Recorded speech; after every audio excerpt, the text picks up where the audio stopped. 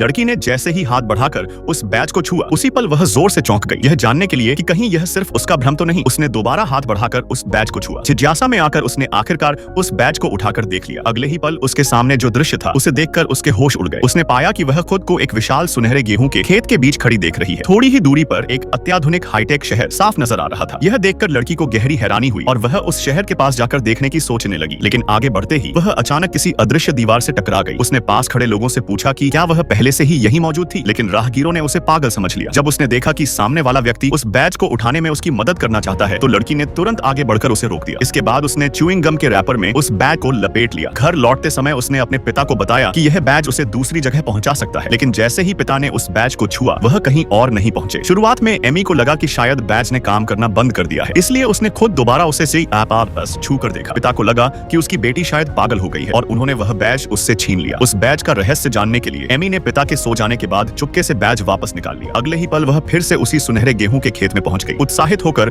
वह तेजी से उस शहर की ओर बढ़ने लगी, लेकिन जल्द ही उसे फिर से एक अदृश्य हवा की दीवार ने रोक लिया, यह समझते हुए कि यह शायद सुरक्षा दीवार है। उसने सामने की दीवार को पार करते हुए रास्ता बदल लिया, लेकिन आगे बढ़ते ही एक हादसा हो गया और वह सीधे दूसरी मंजिल से नीचे गिर पड़ी।